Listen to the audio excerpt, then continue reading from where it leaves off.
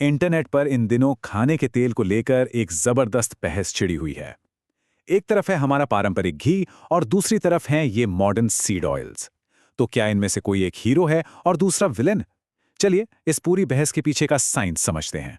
कहानी कुछ यूं बताई जाती है। एक तरफ है घी, जिसे हमेशा से एक हीरो की तरह देखा गया है, और दूसरी तरफ हैं सीड ऑयल्स, जिन्हें आजकल हेल्थ की दुनिया में एक विलेन बना दिया गया है। पर क्या ये कहानी इतनी सीधी साधी है जितनी दिखती है? इसको समझने के लिए हमें थोड़ा साइंस में जाना पड़ेगा। खास तौर पर यह जानना होगा कि जब हम तेल को गर्म करते हैं तो असल में उसके अंदर चल क्या रहा होता है। देखिए, सीड ऑयल्स में पॉली अनसैचुरेटेड फैटी एसिड्स यानी पूफाज बहुत ज्यादा होते हैं।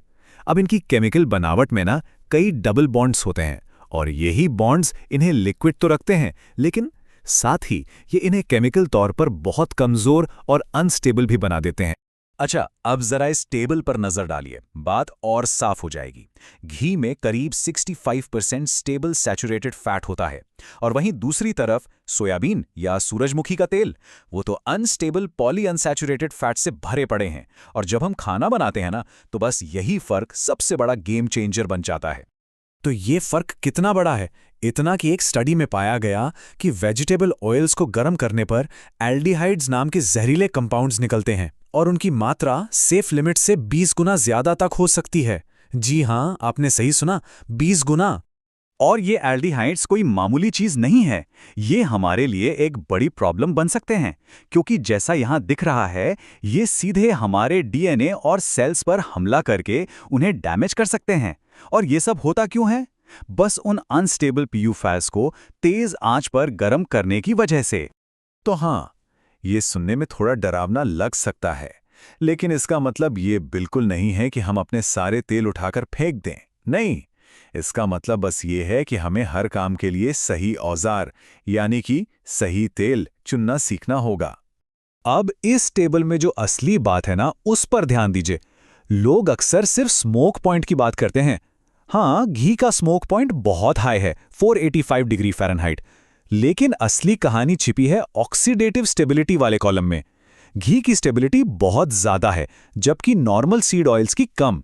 इसका सीधा मतलब यह है कि ये तेल अपने स्मोक पॉइंट तक पहुंचने से बहुत पहले ही टूटना और वो खतरनाक एल्डिहाइड्स बनाना शुरू कर देते हैं। तो इस सब से हमें क्या सीखना है? बहुत आसान है। तेज आंच पर कुछ पकाना है, जैसे फ्राइंग या सियरिंग, तो घी बेस्ट है क्योंकि वो स्टेबल है।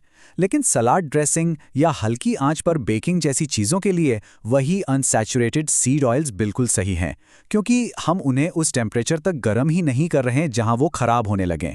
और हाँ, एक गोल्डन रूल याद रखिए, पॉली अनसैचुरेटेड तेलों को तलने के बाद कभी भी दोबारा इस्तेमाल मत कीजिए। चलिए, गर्मी और कुकिंग की बात तो हो गई, लेकिन इन तेलों के बारे में जो और बातें फैली हुई हैं उनका क्या? अब वक्त है कुछ सबसे बड़े मिथकों को तोड़ने का। ये बात तो शायद आपने भी सुनी होगी। इंटरनेट पर हर जगह यही लिखा है, सीड ऑयल से शरीर में इन्फ्लेमेशन यानी सूजन बढ़ती है। ये उनके खिलाफ सबसे बड़ा इल्जाम है। पर क्या इसमें कोई सच्चाई है? तो चलिए साइंस से पूछते हैं। एक बहुत बड़ी स्टडी है, फ्रेमिंघम ऑफस्प्रिंग स्टडी। उसके एनालिसिस में पता है क्या निकला? बिल्कुल उल्टा। जिन लोगों के टिश्यूज में लिनोलिक एसिड, जो सीड ऑयल्स में पाया जाता है, ज्यादा था, उनमें असल में सिस्टमिक इन्फ्लेमेशन कम पाया गया। सोचने वाली बात है ना? तो फिर ये गलतफहमी आई कहां से?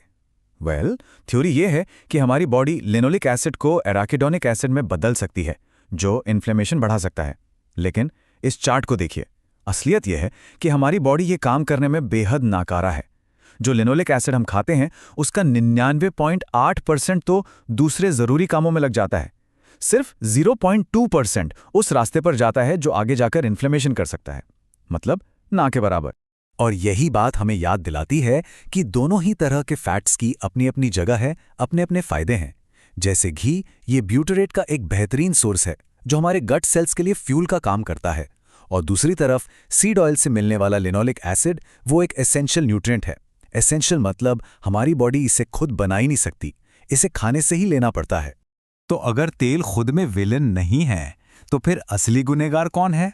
चलिए पर्दा उठाते हैं असली विलन से। असली प्रॉब्लम तेल में नहीं है, प्रॉब्लम है उसकी कंपनी में, उसके कॉन्टेक्स्ट में।